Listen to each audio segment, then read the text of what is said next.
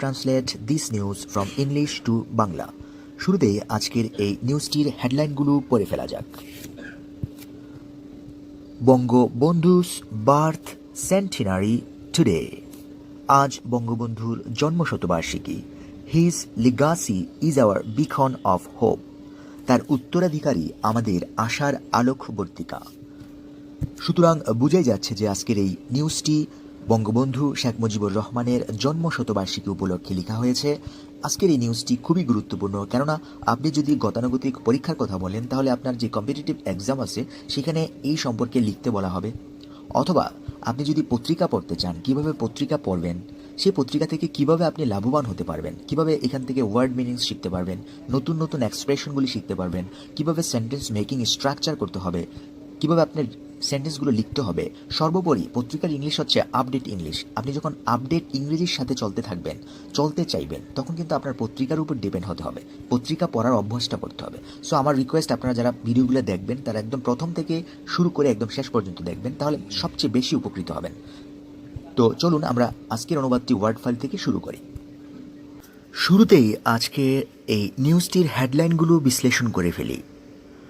বঙ্গবন্ধুস, তার মানে কি একটি অ্যাপোস্ট্রফি এস দিয়ে কিন্তু আমাদের এই ওয়ার্ডটি শুরু হয়েছে, তার মানে বঙ্গবন্ধুর কি বার্থ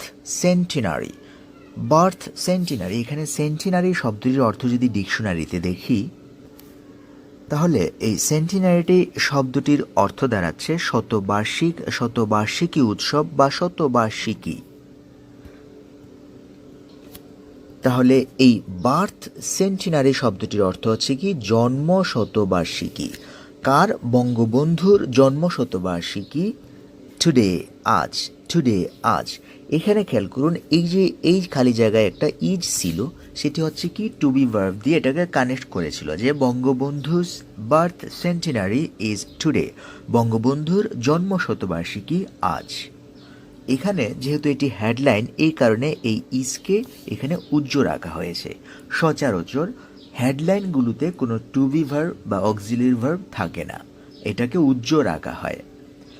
পরের যে সেন্টেন্সটি শুরু হয়েছে খেয়াল করুন, his legacy is our beacon of hope. So এখানে এই বিকন শব্দটির অর্থ কি যদি আমরা ডিকশনারিতে দেখে নেই, তো খেয়াল করুন এই বিকন শব্দটির অর্থ হচ্ছে কি যে বিখান শব্দটির অর্থ দাঁড়াচ্ছে যে সংকেত বা বাতিঘর মানে হচ্ছে আলোকবর্তিকা বা বাতিঘর অর্থে এখানে বিকন শব্দটি ব্যবহৃত হয়েছে। সো আমরা যদি আমাদের অনুবাদে চলে যাই, তাহলে খেয়াল করুন এখানে যেটা শুরু হয়েছে সেটি হচ্ছে যে হিজ লিগাসি, তার যে উত্তরাধিকার আছে বঙ্গবন্ধুর, ইজ আওয়ার বিকন আলোকবর্তিকা, কিসের? অফ হোপ, আশার। তাহলে তার উত্তরাধিকারী আমাদের আশার আলোকবর্তিকা বা বাতিঘর। পরের যে সেন্টেন্সটি শুরু হয়েছে খেয়াল করুন, সাবজেক্ট হচ্ছে দ্য কিলার্স বুলেটস, ঘাতকদের বুলেট। টেক আওয়ে মানে কোনো কিছু নিয়ে যাওয়া, এমনভাবে নিয়ে যাওয়া যেটা আর ফিরিয়ে দেওয়ার মতো সাধ্য কারো নেই। So the killers bullets is took away, ছিনিয়ে নিয়েছে। The father of the nation, জাতির পিতাকে ছিনিয়ে নিয়েছিল ঘাতকদের বুলেট। পরের যে সেন্টেন্সটি, they subject try to erase, তারা মুছে ফেলতে চেয়েছিল his name from the history of Bangladesh, বাংলাদেশের ইতিহাস থেকে তার নাম তারা মুছে ফেলার চেষ্টা করেছিল। পরে যেটা শুরু হয়েছে, but they could not, but তারা পারেনি। এটা অতীতে পারার সক্ষমতার অর্থে ব্যবহৃত হচ্ছে, যে তারা অতীতে সেটা পারেনি। যাই হোক, পরের যে সেন্টেন্সটি শুরু হয়েছে খেয়াল করুন, the killers could not realise, তারা বুঝতে পারেনি, তারা জানতেই পারেনি বা বুঝতে পারেনি দ্যাট, যে কোন বিষয়টা বুঝতে পারেনি, যে বিষয়টা বুঝতে পারেনি সেটা এই দ্যাট দিয়ে সংযুক্ত হবে। দ্যাট এখানে কনজাংশন। তো ইংরেজির যে স্ট্রাকচারগুলো সেটি আসলে এইভাবেই ফলো করে, যে আপনি কোনো কিছু যখন বলবেন সেটা যদি সেন্টেন্স আকারে বলেন তাহলে আপনাকে দ্যাট দিয়ে সেটাকে কানেক্ট করতে হবে। সো কানেক্ট করছি কোন সেন্টেন্সটিকে, সেটি হচ্ছে Bangabandhu's blood flow down, flow down, বঙ্গবন্ধুর রক্ত প্রবাহিত হয়েছিল দ্য স্টেয়ার্স অফ হাউস 32, নম্বর বাড়ির সিঁড়ি বেয়ে রক্ত প্রবাহিত হয়েছিল অ্যান্ড স্প্রেড ছড়িয়ে পড়েছিল অল ওভার বাংলাদেশ, সারা বাংলাদেশে, and gave birth to crores of Mujibs. Gave birth বা গিভ বার্থ, জন্ম দেয়া। তো কি দাঁড়ালো যে প্রথম থেকে যদি আমরা সেন্টেন্সটা দেখি তাহলে যে the killers could not realise that, ঘাতকরা বুঝতে পারেনি, কি বুঝতে পারেনি, দ্যাট যে Bangabandhu's blood flowed down the stairs of house number 32, 32 নম্বর বাড়ির সিঁড়ি বেয়ে বঙ্গবন্ধুর রক্ত প্রবাহিত হয়েছিল, and spread all over Bangladesh, এবং সমগ্র বাংলাদেশে ছড়িয়ে পড়েছিল, and gave birth to a crores of Mujib, জন্ম দিয়েছিল কোটি কোটি মুজিবের, এই বিষয়টি তারা বুঝতে পারেনি। সো আমরা যদি একসাথে অনুবাদ করি, এটি আসলে বেসিক্যালি দেখুন অতীতের একটা জিনিস ভবিষ্যতের ইঙ্গিত দিয়ে বলছে। সো এর অনুবাদটি, সাজানো অনুবাদটি দাঁড়াচ্ছে ঘাতকরা বুঝতে পারল না যে 32 নম্বর বাড়ির সিঁড়ি বেয়ে বঙ্গবন্ধুর রক্ত প্রবাহিত হবে এবং সমগ্র বাংলাদেশে ছড়িয়ে পড়বে আর জন্ম দিবে কোটি কোটি মুজিবকে। পরের যে সেন্টেন্সটি শুরু হয়েছে খেয়াল করুন, অ্যান্ড দ্যাট ইজ ওয়াই, এবং এই কারণে টুডে, আজ, পিপল অফ বাংলাদেশ, বাংলাদেশের মানুষ, আর হোয়াইট আওয়াক শব্দটির অর্থ হচ্ছে ব্যাপক সচেতন, সজাগ, ইন সার্চ অফ ট্রুথ, সত্য অনুসন্ধানে বাংলাদেশের মানুষ, আর এই কারণেই কি যথেষ্ট ব্যাপক সচেতন। পরের যে সেন্টেন্সটি শুরু হয়েছে খেয়াল করুন, সেটি শুরু হয়েছে দিস ইজ হাউ, আর এভাবেই, এই কাহিনীগুলো দিয়ে, উপরের যে কাহিনীগুলো ছিল সেই কাহিনীগুলো দিয়েই দিস ইজ হাউ, আর এভাবেই, আপনি যখন কোনো কথা বলবেন যে আর এভাবেই আমি এই করেছি, so this is how prime minister Sheikh Hasina, খেয়াল করুন এখানে কমা দিয়েছে, অর্থাৎ প্রাইম মিনিস্টার শেখ হাসিনা সম্পর্কে যখনই অতিরিক্ত কোনো ইনফরমেশন দিবেন তখন কমা দিয়ে আপনি বলবেন the daughter of the undisputed মানে কি নির্বিবাদ, অবিসংবাদী, লিডার অফ বাঙালিস, বাঙালির নির্বিবাদ অবিসংবাদী নেতার কন্যা হচ্ছেন এই প্রাইম মিনিস্টার শেখ হাসিনা। তারপরেই কিন্তু ভার্ব শুরু হয়েছে যে ট্রাইড, চেষ্টা করেছেন, টু ইন্ট্রোডিউস বঙ্গবন্ধুকে পরিচয় করিয়ে দিতে, টু দ্য চিলড্রেন, শিশুদের কাছে, ইন আ লেটার, একটি চিঠিতে, শি প্যান্ট, যেটি তিনি লিখেছিলেন। সো এই যে এখানে খেয়াল করুন, এই যে শি পেন্ট, এই সেন্টেন্সটি এই লেটারকে কিন্তু মডিফাই করেছে। জাস্ট এখানে একটা দ্যাট কনজাংশন ছিল, এটা এখানে বসায়নি, উজ্জ্ব রেখেছে, এটাকে বলা হয় জিরো দ্যাট ক্লোজ, অর্থাৎ জিরো দ্যাট ক্লোজের এখানে অ্যাড করে বলেছে যে চিঠিটি তিনি প্যান থেকে প্যান্ট লিখেছেন, সেই চিঠিটির মাধ্যমে তিনি চেষ্টা করেছেন তাদেরকে শিশুদের মাঝে বঙ্গবন্ধুর পরিচয়টা তুলে ধরতে। তারপর কি, যে on the eve of his birth centenary, তার জন্ম শতবার্ষিকীর প্রাককালে, and national children's day today, so জন্ম শতবার্ষিকী এবং জাতীয় শিশু দিবস এর প্রাককালে তিনি চেষ্টা করেছিলেন এইভাবেই বঙ্গবন্ধুকে শিশুদের মাঝে পরিচয় করিয়ে দিতে। সো আমরা যদি ভেঙে অনুবাদটা একটু দেখি, সো খেয়াল করুন, দিস ইজ হাউ, আর এভাবেই প্রাইম মিনিস্টার শেখ হাসিনা, প্রধানমন্ত্রী Sheikh Hasina, the daughter of undisputed leader of Bengalis, বাঙালির অবিসংবাদী নির্বিবাদ নায়কের বা নেতার কন্যা, ট্রাইড, চেষ্টা করেছেন, to introduce Bangabandhu to the children, বঙ্গবন্ধুকে শিশুদের সাথে পরিচয় করানোর চেষ্টা করেন, in a letter she pant, এই চিঠিতে, তিনি যে চিঠিটি লিখেছেন সেটাতে, অথবা তার লেখা এক চিঠিতে, on the eve of his birth centenary and national children's day today, আজ তার জন্মবার্ষিকী ও জাতীয় শিশু দিবসের প্রাককালে তিনি এটা চেয়েছিলেন। যে তাহলে আমরা সাজানো অনুবাদটি একটু দেখি। সাজানো অনুবাদটা হচ্ছে, দেখুন যে আর এভাবেই বাঙালির অবিসংবাদী নেতার কন্যা প্রধানমন্ত্রী শেখ হাসিনা আজ বঙ্গবন্ধুর জন্ম শতবার্ষিকী ও জাতীয় শিশু দিবসের প্রাককালে তার লেখা এক চিঠিতে বঙ্গবন্ধুকে শিশুদের সাথে পরিচয় করানোর চেষ্টা করেন। পরের যে সেন্টেন্সটি শুরু হয়েছে খেয়াল করুন, যে এটি হাউএভার, কমা দিয়ে লিখেছে, যাই হোক, ভেরি হার্ড, খুব কঠিন, টু ডিসক্রাইব, বর্ণনা করা, ইন আ ফিউ ওয়ার্ডস, অল্প কিছু কথায়, দ্য ম্যান, এই মানুষটিকে, who was larger than life in every sense of the meaning. এখানে খেয়াল করুন যে লার্জার দ্যান লাইফ মানে এখানে আক্ষরিক অর্থে বোঝাচ্ছে যে জীবনের চেয়ে বড় কিছু, অর্থাৎ এই আক্ষরিক অর্থ থেকে আপনি যদি একটা ফিগারেটিভ অর্থ করেন তাহলে হচ্ছে কি, যে খুবই নাম করা, খুবই খুবই নাম করা, খুবই খ্যাতনামা একজন ব্যক্তিকে লার্জার দ্যান লাইফ এই অ্যাডজেক্টিভটি দিয়ে কি করা হয়, প্রশংসিত করা হয়। এবং in every sense of the morning, এই যে এক্সপ্রেশনটি meaning in every sense of the meaning, এর মানে হচ্ছে যে কোনো অর্থে যদি আপনি বিবেচনা করেন, যে কোনো অর্থে যে কোনো দিক দিয়ে যদি আপনি বিশ্লেষণ করেন, তাহলে তার মতো একজন খ্যাতনামা বিখ্যাত ব্যক্তিকে অল্প কয়েকটি কথায় ব্যাখ্যা করা খুবই কঠিন। সো আমরা আজকে এই দুটি এক্সপ্রেশনকে একটু ক্লিয়ার করব। প্রথমটি হচ্ছে লার্জার দেন লাইফ, আর পরেরটি হচ্ছে কি in every sense of the meaning. So খেয়াল করুন যে এখানে এই লার্জার দেন লাইফ একটি অ্যাডজেক্টিভ হিসেবে ব্যবহৃত হয়, যার বাংলা অর্থ করলে দাঁড়ায় অনেক বেশি বা অতীব ভাবগম্ভীর, অত্যন্ত চিত্তাকর্ষক, প্রকৃত খ্যাতনামা, খুব নামকরা, নামজাদা, খ্যাতিমান, যশস্বী বা প্রভাবশালী কোনো ব্যক্তিকে বোঝানোর জন্য আমরা লার্জার দেন লাইফ অ্যাডজেক্টিভটি ব্যবহার করি। যাই হোক, আমরা যদি এর উদাহরণ দেখি তাহলে যেটা পাই সেটি হচ্ছে Bangabandhu was the larger than life leader. Larger than life leader মানে বঙ্গবন্ধু ছিলেন অত্যন্ত যশস্বী বা খ্যাতনামা বা চিত্তকর্ষক একজন নেতা। সো এই ব্যাপারটা হচ্ছে যে if someone is larger than life, কেউ যদি লার্জার দ্যান লাইফ হয়, তার মানে হচ্ছে that person attracts a lot of attention because they are more exciting or interesting then most people. বেশিরভাগ মানুষের চেয়েও তারা খুবই আকর্ষণীয় এবং কি খুবই অ্যাট্রাক্টিং হয়ে থাকে। যেমন আরেকটি উদাহরণ যদি আমরা খেয়াল করুন যে এখানে লেখা আছে যে most characters in his movies, কারো মুভিতে সবগুলো চরিত্রই, বেশিরভাগ চরিত্রই আর সামহোয়াট লার্জার দেন লাইফ। তার মুভিতে বেশিরভাগ চরিত্রই ছিল অত্যন্ত চিত্তাকর্ষক বা চরিত্রই অত্যন্ত নামকরা, খ্যাতনামা, ঠিক আছে। যেমন বাহুবলী ছবিতে প্রাভাস ছিল অত্যন্ত নামকরা, খ্যাতি করা। সো এই বিষয়টা হচ্ছে তখনই ব্যবহৃত হয় যে লার্জার দেন লাইফ ওয়ার্ডটি অ্যাডজেক্টিভ হিসেবে ব্যবহৃত হয়। সো বঙ্গবন্ধুর সাথে এই ওয়ার্ডটি, এই এক্সপ্রেশনটি যায়। সো আমরা কি বুঝলাম যে larger then life, someone is larger then life মানে হচ্ছে খুবই চিত্তাকর্ষক, খুবই আকর্ষণীয়, খুবই খ্যাতনামা, যশস্বী। এরপরে যে এক্সপ্রেশনটি শুরু হয়েছে খেয়াল করুন, সেটি হচ্ছে কি যে in every sense of the word, in every sense of the word অথবা every sense of the meaning. এর অর্থ হচ্ছে যে যেভাবে, যে কথায়, যে অর্থেই ব্যাখ্যা করেন বা বর্ণনা করেন না কেন, বা যে কোনোভাবেই, in every way in which something could be interpreted or understood, in every possible way, যে কোনোভাবে আপনি একটা ব্যাখ্যা করেন না কেন তিনি এই, যে কোনোভাবে যে কোনো দিক থেকে বিচার করেন, যে কোনো দিক থেকে আপনি বলেন না কেন তিনি এই, মানে এই ধরনের এক্সপ্রেশন দেওয়ার জন্য কিন্তু আমরা এই শব্দটি, এই এক্সপ্রেশনটি ব্যবহার করি, এই ফ্রেজটি ব্যবহার করি মূলত।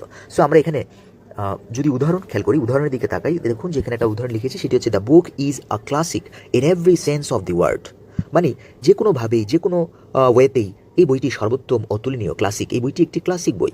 যেভাবে, যে কথায়, যে অর্থে ব্যাখ্যা করেন বা বর্ণনা করেন বা যেই দৃষ্টিকোণ থেকে আপনি বলেন না কেন, এই বইটি একদম অতুলনীয়, এই বইটি একদম অতুলনীয় বা তুলনাহীন বলতে পারি। সো আমরা কি বুঝলাম যে যদি বলি in every sense of word, in every sense of meaning, এর মানে হচ্ছে যে কোনো দিক বিবেচনায়, যে কোনো বিচার বিশ্লেষণে আমি সেরা হব, আপনি সেরা হবেন, যে কোনো দিক বিবেচনায় তিনি আসলে সম্মানের যোগ্য, এই ধরনের অর্থ বা বাক্যগুলি প্রকাশ করার জন্য আমরা এই এক্সপ্রেশনটি ব্যবহার করব। যাই হোক, আমরা আমাদের অনুবাদ অংশে চলে যাই। সো অনুবাদ অংশটুকু যদি আমরা একটু ভেঙে ভেঙে বিশ্লেষণ করে একটু করি, তাহলে দেখুন, খেয়াল করুন কি অর্থ পাচ্ছি আমরা। প্রথমেই it is how ever very hard, তবে যাই হোক এটা খুবই কষ্টসাধ্য, কষ্টকর। To describe in a few words the man, এই মানুষটিকে দু চারটে কথায় বর্ণনা করা বা ব্যাখ্যা করা খুবই কষ্টকর বা দুঃসাধ্য। We who was larger than life, যে মানুষটি ছিল অত্যন্ত খ্যাতনামা, যশস্বী। সো ব্যাপারটা তো বুঝেছেন যে লার্জার দ্যান লাইফ হচ্ছে কি খুবই খ্যাতনামা, যশস্বী। In every sense of the meaning, যে কোনো দিক দিয়ে, যে কোনো অর্থে ব্যাখ্যা করা হোক না কেন।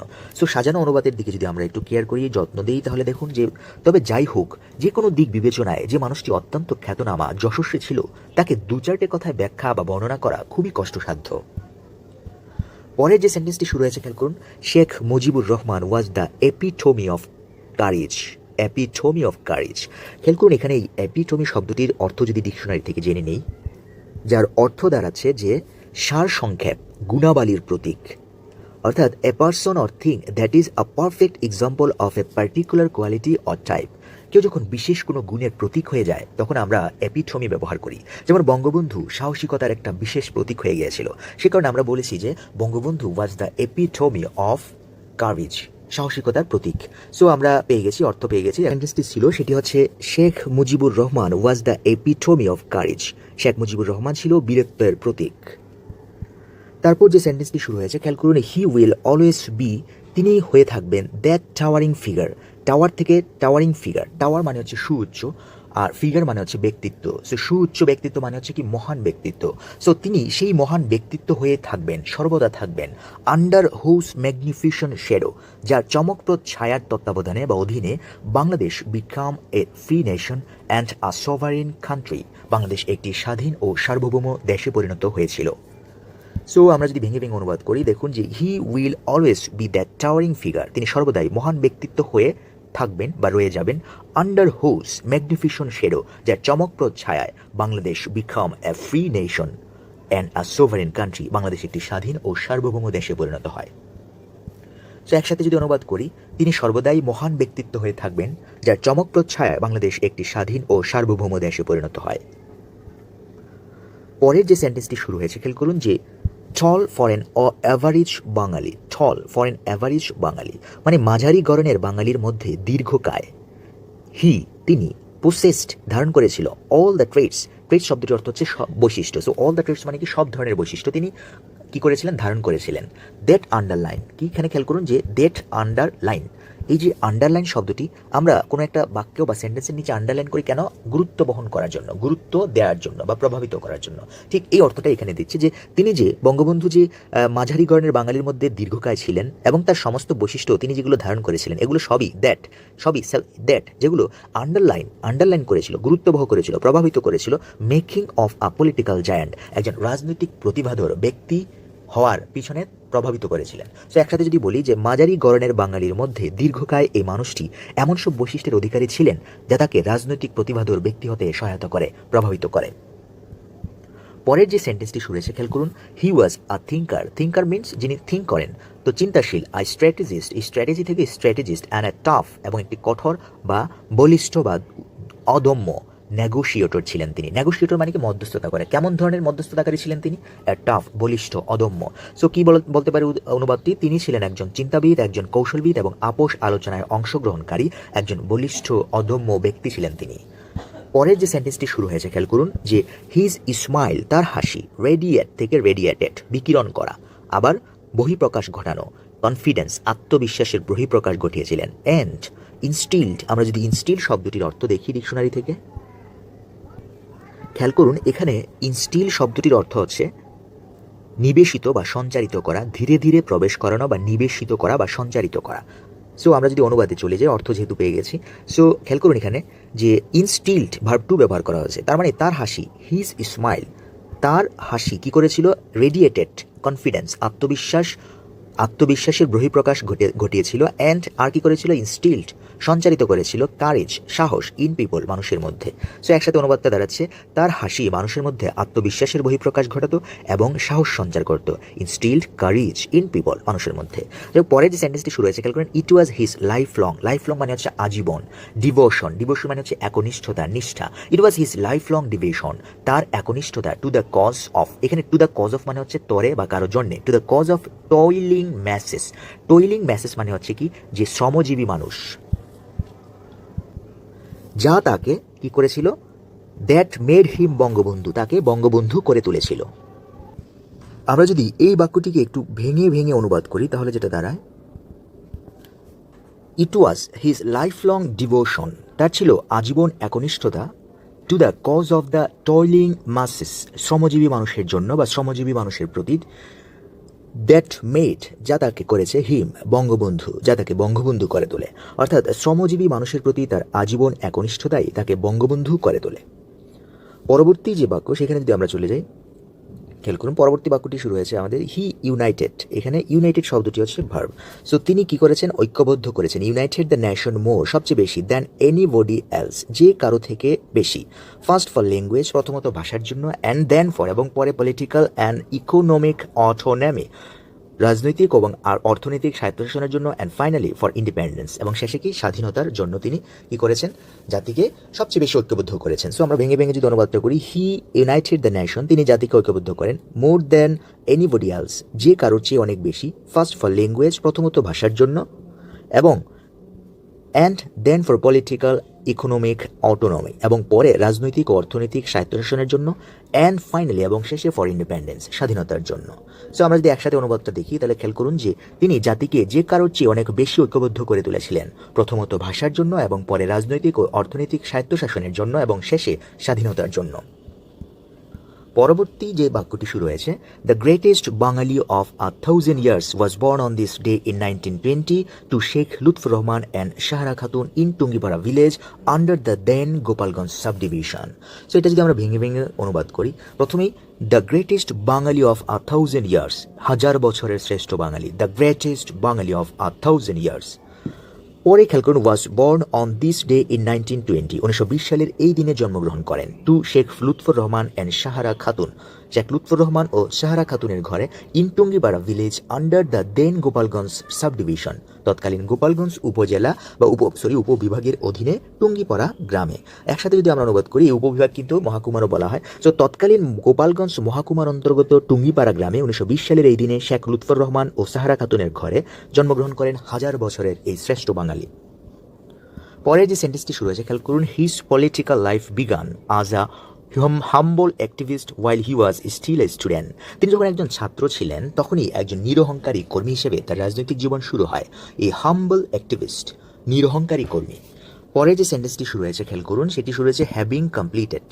সো এখানে খেয়াল করুন, এই যে হ্যাভিং দিয়ে আপনার কমপ্লিটেড স্টাডিজ, এই যে জিনিসটা, অর্থাৎ হ্যাভিং তারপর ভার্ব 3, এর মানে হচ্ছে কোনো কিছু করিয়া, কোনো কিছু শেষ করে, কোনো কিছু করিয়া বা কোনো কিছু শেষ করে এটা শুরু করেছেন, এই টাইপের অর্থ দিচ্ছে। সো হ্যাভিং কমপ্লিটেড স্টাডিজ, অধ্যয়ন শেষ করে, from Islamia college in Kolkata in 1947, 1947 সালের কলকাতার ইসলামিয়া কলেজ থেকে অধ্যয়ন শেষ করে, he took admission in law at Dhaka university, 1947 সালে কলকাতার ইসলামিয়া কলেজ থেকে অধ্যয়ন শেষে ঢাকা বিশ্ববিদ্যালয়ের আইন বিভাগে ভর্তি হন। এরপরে যে সেন্টেন্সটি শুরু হয়েছে খেয়াল করুন, সেটি হাউএভার, যাই হোক, however it is his active involvement in politics led to his expulsion from the university in 1948. তবে রাজনীতিতে তার সক্রিয় সম্পৃক্ততা 1948 সালে তাকে বিশ্ববিদ্যালয় থেকে বহিষ্কারের পথে নিয়ে যায়। লেড টু সামথিং, অর্থাৎ কোনো কিছুর দিকে নিয়ে যাওয়াটাই লেড টু সামথিং বলা হয়। যাই হোক, পরের যে বাক্যটি খেয়াল করুন শুরু হয়েছে, it was also in 1948 in which he went to jail twice. 1948 সালেই তিনি দুইবার জেলে যান। That was but the beginning of a political career, এটা ছিল তার রাজনৈতিক জীবনের কেবল শুরু। এখানে বাট শব্দের অর্থ হচ্ছে কেবল। That was but the beginning of a political career, এটা ছিল তার রাজনৈতিক জীবনের কেবল শুরু। আর পরে যে সেন্টেন্সটি শুরু হয়েছে খেয়াল করুন, ইনফ্যাক্ট, আসলে ডিউরিং হিজ লাইফ টাইম, তার জীবদ্দশায়, he spent nearly 1/4 of his time or 4682 days in prison. আসলে তার জীবদ্দশায় কারাগারেই তিনি তার জীবনের 1/4 সময় বা 4682 দিন কাটিয়েছেন। পরের যে বাক্যটি শুরু হয়েছে, হিজ হিস্টোরিক স্পিচ, ঐতিহাসিক ভাষণ, চেঞ্জড, পরিবর্তন করে দিয়েছিল, দ্য কোর্স, গতিপথ, of the history of struggle for independence, স্বাধীনতার সংগ্রামের ইতিহাসের গতিপথকে পরিবর্তন করে দিয়েছিল। And gave millions of বাঙালিস, lakh lakh বাঙালিকে দিয়েছিল, অ্যা নিউ সেন্স অফ ডিরেকশন, নতুন দিক নির্দেশনা দিয়েছিল। সো আমরা ভেঙে ভেঙে অনুবাদ করলে, হিজ হিস্টোরিক স্পিচ, তার ঐতিহাসিক ভাষণ, change the course of his history of struggle for independence, স্বাধীনতা সংগ্রামের ইতিহাসের গতিপথ পাল্টে দিয়েছিল। And gave million of বাঙালিস new sense of direction, এবং লক্ষ লক্ষ বাঙালিকে দিয়েছিল এক নতুন দিক নির্দেশনা। পরে যে সাজানো অনুবাদটি দাঁড়ায়, তার ঐতিহাসিক ভাষণ স্বাধীনতা সংগ্রামের ইতিহাসের গতিপথ পাল্টে দিয়েছিল এবং লক্ষ লক্ষ বাঙালিকে এক নতুন দিক নির্দেশনা দিয়েছে। পরের যে সেন্টেন্সটি শুরু হয়েছে খেয়াল করুন, as the Pakistan army launched its genocide on 25 March 1971, Bangabandhu declared Bangladesh's independence early on March 26। যেহেতু পাকিস্তান আর্মি 25শে মার্চ পাকিস্তান আর্মি সেনাবাহিনী দিয়ে গণহত্যা শুরু করলো, সেহেতু 26শে মার্চ সকাল সকাল বঙ্গবন্ধু বাংলাদেশের স্বাধীনতা ঘোষণা করলো। সাজানো অনুবাদটা দাঁড়াচ্ছে, 1971 সালের 25শে মার্চ পাকিস্তান সেনাবাহিনী গণহত্যা শুরু করলে 26শে মার্চ সকাল সকাল ভোরের দিকে বঙ্গবন্ধু বাংলাদেশের স্বাধীনতা ঘোষণা করেন। পরের যে সেন্টেন্সটি শুরু হয়েছে খেয়াল করুন, ইট ওয়াজ হিজ পলিটিক্যাল ইন্সপাইরেশন, রাজনৈতিক প্রেরণা বা অনুপ্রেরণা, অ্যান্ড মোরাল, নৈতিক পারসুয়েশন বিষয়টি হচ্ছে প্ররোচনা, নৈতিক প্ররোচনা দিয়েছিলেন, যেটি that made must people sacrifice their lives, অনেক মানুষকে তাদের জীবন উৎসর্গ করতে সহায়তা করেছিল বা উৎসর্গ করিয়েছিল। এখানে খেয়াল করুন, এই যে আপনার মেড যে শব্দটি, সেটি কিন্তু পজিটিভ ভার্ব হিসেবে এখানে ব্যবহৃত হয়েছে। মাস্ট পিপলকে দিয়ে করিয়েছে, কি করিয়েছে? স্যাক্রিফাইস করিয়েছে, প্রাণ বিসর্জন দিয়েছে। অর্থাৎ এটিই ছিল তার রাজনৈতিক প্রেরণা আর নৈতিক প্ররোচনা, যা জনসাধারণের জীবন উৎসর্গ করিয়েছিল। পরে যে সেন্টেন্সটি শুরু হয়েছে, পাকিস্তানস ডিফিট ইন বাংলাদেশ, বাংলাদেশে পাকিস্তানের পরাজয়, and the emergence of the Bengali nation, Bengali নেশনের উত্থান, বাঙালি জাতির উদ্ভব, দেখেছিল, হিম রিটার্ন হোম, তার বাড়িতে ফিরে আসার বিষয়টি তারা প্রত্যক্ষ করেছিল। অ্যাট হিরো, একজন বীর হিসেবে বাড়িতে আসার বিষয়টা তারা প্রত্যক্ষ করেছে অন জানুয়ারি 10, 1972, 1972 সালে জানুয়ারি 10 তারিখে। তাহলে কি দাঁড়ালো যে বাংলাদেশে পাকিস্তানের পরাজয় এবং বাঙালি জাতির উত্থান 1972 সালের 10 জানুয়ারি একজন বীরের দেশে ফিরে আসার সাক্ষী হয়। কারা সাক্ষী হয়? এই বাংলাদেশে পাকিস্তানের পরাজয় এবং বাঙালি জাতির উত্থান, এই ঘটনাগুলো বঙ্গবন্ধুর একজন বীরের বেশে বাংলাদেশে প্রত্যাবর্তনটার কি হয়? সাক্ষী হয়। এখানে একটা জিনিস খেয়াল করুন যে বাঙালি নেশনের যে উদ্ভব বা বাংলাদেশে পাকিস্তানের যে পরাজয়, এই বিষয়গুলো সাক্ষী হয়েছিল বা দেখেছিল তাকে তারপর কি রিটার্ন, এখানে ভার্ব ওয়ান। দ্যাট মিনস এই জিনিসটার ফর্মেট কিন্তু এরকম যে সাবজেক্ট সামওয়ান বা সামবডি, তারপর কি ভার্ব ওয়ান।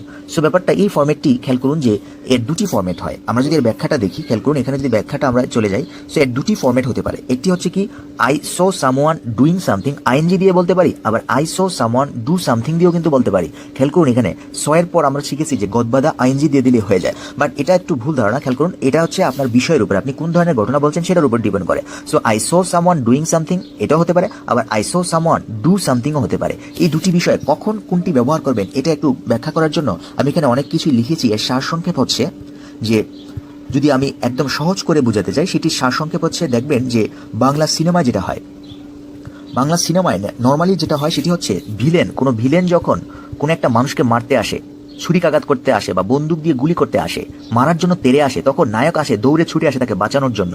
আর ভিলেন যখন মানুষটিকে মেরে ওখান থেকে প্রস্থান করে, তখন নায়ক দৌড়ে এসে যদি তার বুকে ছুরি বিদ্ধ করে রাখে, তাহলে নায়ক সেই ছুরিটা কি করে ওই তার পেট থেকে বের করে। আর ঠিক তৎক্ষণাৎই দেখবেন যে বাংলা সিনেমার এই পুলিশরা এসে তাকে খুনি হিসেবে সাব্যস্ত করে থানায় নিয়ে যায়। অর্থাৎ এই যে ঘটনাটা থেকে আমরা যেটা বুঝতেছি সেটা হচ্ছে যে সাময়িকভাবে চলমান কোনো একটা অংশ যখন দেখবেন আপনি, যেমন পুলিশরা এসে দেখছে যে এই নায়ক তার বুক থেকে ছুরি বের করছে, মানে নায়কই তাকে খুন করেছে। অর্থাৎ আপাত দৃষ্টিতে যখন সে প্রথম ঘটনা দেখে না এবং শেষের ঘটনা দেখে না, বাট একটা সার্টেন সিচুয়েশন তার চোখের সামনে পড়ে, তখন এই জিনিসটা দেখার জন্য আমরা something I saw someone doing ব্যবহার করি, মানে কোনো কিছু একটা চলমান ছিল এই টাইপের অর্থ ব্যবহার করি।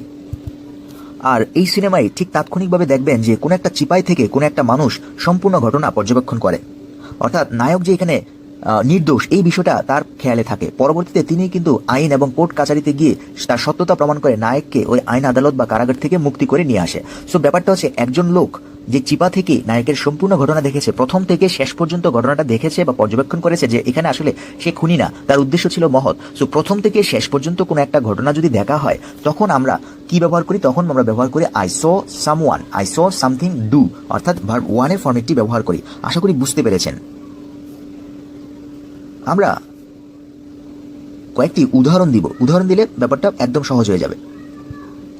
খেয়াল করুন যে প্রথম ঘটনার ক্ষেত্রে আমরা বলতে পারি the police saw the hero, হ্যাঁ হিরোটিকে দেখেছিলেন স্ট্যাভিং দ্য ম্যান টু ডেথ, অর্থাৎ ছুরিকাঘাত করে মানুষটিকে হত্যা করেছে, এটাই কিন্তু পুলিশরা দেখেছে। সো পুলিশরা যখন এই বিষয়টা দেখে, তখন the police saw the hero stabbing the man to death, এটাই তারা আপাত পক্ষে দেখেছিল, যেটা তাদের চোখের সামনে পড়েছে, অর্থাৎ যে কাজটা করতে দেখেছিল সেটাই। এর শুরুও দেখেনি, শেষও দেখেনি। পরে যে উদাহরণটা সেটি হচ্ছে, খেয়াল করুন, সেটি হচ্ছে সামওয়ান স দ্য হিরো, ওই যে চিপা থেকে কেউ দেখেছে, someone saw the hero tried, চেষ্টা করেছিল, টু প্রোটেক্ট দ্য ম্যান, মানুষটিকে বাঁচানোর চেষ্টা করেছিল। এটা হচ্ছে কি দেখুন ভার্ব ওয়ান বা ভার্ব টু দিয়ে যেটা শুরু হয়েছে, এটা কিন্তু আইএনজি ফরম্যাট নয়। প্রথমটা হচ্ছে আইএনজি ফরম্যাট, পরেরটি হচ্ছে কি আইএনজি ফরম্যাট নয়। সো আইএনজি ফরম্যাট এবং আইএনজি ফরম্যাট নয়। দ্বিতীয় যে ঘটনাটি, এটি হচ্ছে তার শুরু থেকে শেষ পর্যন্ত সম্পূর্ণ ঘটনাটি এই চিপা থেকে যে ব্যক্তিটি দেখেছিল, সম্পূর্ণ ঘটনাটি দেখেছে, এই অর্থ বোঝানোর জন্য সো এর পরে আমরা কিন্তু ভার্ব ওয়ান অথবা ভার্ব টু ব্যবহার করি। আর যদি দেখি যে কোনো একটা চলমান ঘটনা দেখছে আপাত দৃষ্টিতে, তার শুরু দেখেনি শেষও দেখেনি, তখন কিন্তু আমরা ভার্ব ওয়ানের সাথে আইএনজি ব্যবহার করি। মূলত এই জিনিসটাই আমাদের এখানে বোঝানোর দরকার পড়ছিল। যাই হোক, আরেকটা উদাহরণ যদি খেয়াল করি, দেখুন যে I saw him crossing the street, আমি তাকে দেখেছিলাম রাস্তাটি পার হতে। অর্থাৎ আপনি এমন সময় দেখেছেন যে তিনি রাস্তা পার হচ্ছে, বাট কোথায় থেকে, বাড়ি থেকে আসার সময় দেখেননি, বা কোথায় তিনি চলে যাবেন পরে সেটাও আপনি দেখেননি। তখন আপনি বলবেন কি I saw him crossing the street, রাস্তা পারাপার হতে আমি তাকে দেখেছিলাম, ওই জায়গাটাই আপনি দেখেছেন, আর কিছু দেখেননি। আর দ্বিতীয় উদাহরণ হচ্ছে I saw him cross the street, এটার মানে হচ্ছে আপনি ওই ব্যক্তিটার শুরু এবং শেষ সবই দেখেছেন, অর্থাৎ তার পারাপার বিষয়টা দেখেছেন এইভাবে যে তার শুরু হয়েছিল কোথায় থেকে, শেষ হয়েছিল কোথায় থেকে, মানে আমি তার রাস্তা পার হওয়ার পুরো ব্যাপারটা দেখেছি। এটা নিয়ে আমার কোনো সন্দেহ নেই যে সে পার হতে পেরেছে কিনা, কারণ এবার আমি পুরো প্রক্রিয়াটি দেখেছি, সে শুরু থেকে দেখেছি, শেষ পর্যন্ত দেখেছি, তার উদ্দেশ্য সবকিছু আমার জানা হয়ে গেছে। সো এই জিনিসটা হয়তো বুঝাতে পেরেছি। যাই হোক, আমাদের আজকের যে নিউজে এই জিনিসটা ব্যবহার হয়েছে সেটা কিন্তু খুবই ইন্টারেস্টিং একটা ব্যবহার ছিল। সেটি কি যে আমাদের যে বাংলাদেশের যে পাকিস্তানের পরাজয়টা ছিল এবং বাংলাদেশের যে ইমার্জেন্স উদ্ভব বা বিকাশটা ঘটেছিল, এই জিনিসগুলো দেখেছিল বা সাক্ষী ছিল। স হিম, তাকে, রিটার্ন, ফিরে আসা, home a hero on January 10, 1972। অর্থাৎ তার সব কিছুই কিন্তু বাংলাদেশে পাকিস্তানের পরাজয় এবং বাংলাদেশের যে উদ্ভব বা বাংলাদেশের যে উত্থান, এই বিষয়টা কিন্তু তার পুরো ঘটনাটাই সাক্ষী হয়ে রয়ে গেছে। এই জিনিসটা বোঝানোর জন্যই কিন্তু এখানে সাবজেক্টের পরে সামথিং এর পরে ভার্ব 1 অথবা ভার্ব 2 দিয়ে এই স শব্দটি ব্যবহার করেছেন, কারণ সম্পূর্ণ ঘটনাটি তারা সাক্ষী ছিল বা প্রত্যক্ষ করেছিল, এই বিষয়টি বোঝানোর জন্য। যাই হোক, আমরা পরের যে সেন্টেন্স সেখানে চলে যাই। Bangabandhu Sheikh Mujibur Rahman had just fulfilled his life's dream. তার স্বপ্ন অফ ফ্রিং হিজ পিপল, তার মানুষকে স্বাধীন করার যে স্বপ্ন, সেটা সবেমাত্র পূরণ করেছিল। অ্যান্ড গিভিং দ্যাম, তাদেরকে দিচ্ছিল অ্যান ইন্ডিপেন্ডেন্ট কান্ট্রি, একটা স্বাধীন দেশ দেওয়ার যে স্বপ্ন করেছিল, সেই স্বপ্ন সবেমাত্র পূরণ করেছিল। ওয়েন, যখন হি ওয়াজ অ্যাসাসিনেটেড, খুন হয়েছিল, along with most of his family, তার পরিবারের সদস্যদের নিয়ে, ব্লাডি কোপ in the pre down hours of August 15, 1975। Bloody কোপ শব্দটির অর্থ আছে যে নিষ্ঠুর আক্রমণ, নিষ্ঠুর হানা, নির্দয় হানা, ঠিক আছে, রক্তাক্ত হানা, নির্দয় হানার মাধ্যমে তিনি তখনই কিন্তু এই 1975 সালের 15 আগস্টে সকাল সকাল ভোরের দিকে তার ফ্যামিলি সহ তাকে খুন করা হয়। অর্থাৎ তার স্বপ্ন যখন যেই না পূরণ হয়েছিল, সবেমাত্র পূরণ হয়েছে, ঠিক তখনই তাকে কিন্তু মেরে ফেলা হয়েছিল। যাই হোক, পরে যে সেন্টেন্সটি শুরু হয়েছে খেয়াল করুন। Bangabandhu was our own, Bangabandhu ছিলেন আমাদের নিজেদের, আমাদের নিজস্ব। পরে যে সেন্টেন্সটা শুরু হয়েছে খেয়াল করুন। হি ইজ আওয়ার ইমানসিপেশন, ইমানসিপেশন মানে হচ্ছে মুক্তি। তিনি আমাদের আজ এবং আগামীর, ফর টুডে, আজকের জন্য, and the days to come, সামনের যে দিন আসবে সেগুলোর জন্য তিনি ছিলেন আমাদের কি, আগামীর মুক্তি বা মুক্তির অগ্রদূত। হি ইজ আওয়ার ইমানসিপেশন, তিনি আমাদের আজ এবং আগামীর মুক্তি। The greatest treasure of the বাঙালির গ্রেটেস্ট ট্রেজার, বাঙালি নেশন, বাঙালি জাতির greatest treasure is his heritage and Legacy. Heritage and Legacy মানে হচ্ছে যে ঐতিহ্য এবং উত্তরাধিকার। হেরিটেজ অ্যান্ড লিগাসি মানে হচ্ছে কি ঐতিহ্য এবং উত্তরাধিকার। তো সেন্টেন্সটা কি দাঁড়ালো? যে সেন্টেন্সটা দাঁড়াচ্ছে যে he is our emancipation for today and the days to come, তিনি আমাদের আজ এবং আগামীর মুক্তি।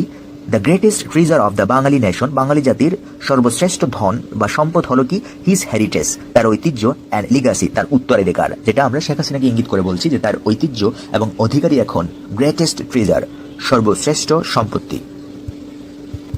সো এই ছিল আজকের এই অনুবাদ। আমরা এখানে ব্যবহৃত যে এক্সপ্রেশনগুলো শিখেছি সেগুলো একটু রিভাইজ দিই। সেটি হচ্ছে কি লার্জার দেন লাইফ, মানে কি অ্যাডজেক্টিভ হিসেবে ব্যবহৃত হয়, সেটা মানে হচ্ছে কি অত্যন্ত চিত্তাকর্ষক, প্রভাবশালী, যশস্বী, খুব নামকরা ব্যক্তিকে আমরা বলি কি larger then life. He is a larger then life leader, তিনি অত্যন্ত চিত্তাকর্ষক একজন নেতা ছিলেন, খুব খ্যাতিমান নেতা ছিলেন। He was a larger then life leader.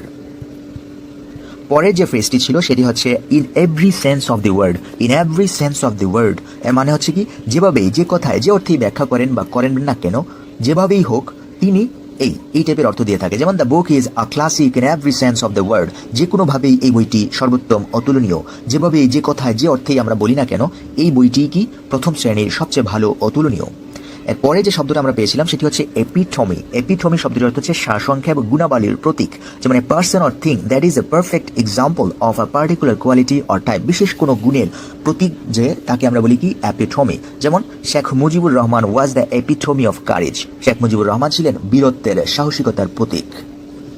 এরপরে আমরা একটা কনফিউশন দূর করেছিলাম, সেটি হচ্ছে যে I saw someone doing something এবং I saw someone do something, এই দুটি ব্যাপার। এই দুটি ব্যাপারে শর্টকাটে যদি আমরা বলি সেটি হচ্ছে যে প্রথমটা হবে কি, কোনো মানুষের একটা সাময়িক কার্যক্রম যদি আপনি দেখেন, তাহলে সেটা হচ্ছে কি যে I saw him doing this, তাকে এটা আমি করতে দেখি, বাট কি উদ্দেশ্যে করে বা কোথায় থেকে শুরু হয়েছে এবং শেষে সেটা করতে পারবে কিনা, এই ধরনের কোনো ধারণা আমার নেই। বাট আমি যদি বলি I saw him do something, তাকে একটা কিছু করতে দেখি, এই বিষয়টা ডু দিয়ে, অর্থাৎ ভার্ব 1 অথবা ভার্ব 2 দিয়ে যদি বলি, তখন বিষয়টা হচ্ছে যে তাকে এই জিনিসটা একদম শেষ অবধি দেখি, শুরু থেকে শেষ অবধি করতে দেখি।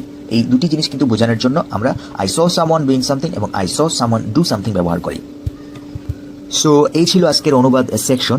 আপনারা চাইলে আজকের অনুবাদ অংশটুকুর সম্পূর্ণ ওয়ার্ড ফাইলটি কিন্তু ডেসক্রিপশন বক্সের লিঙ্ক থেকে ক্লিক করে এগুলো কপি করে আপনি বাসায় চর্চা করতে পারেন। আপনার আরও হেল্প লাগলে সেটি আমাকে সাজেস্ট করবেন, কমেন্ট করবেন, ভালো লাগলে কমেন্ট করবেন, খারাপ লাগা কমেন্ট করবেন, সব কিছুই আপনি শেয়ার করুন। এতে বুঝতে সুবিধা হয় যে আপনারা ভিডিওগুলো চাচ্ছেন বা কীভাবে চাচ্ছেন, কোন ওয়েতে চাচ্ছেন, এবং আমিও খুব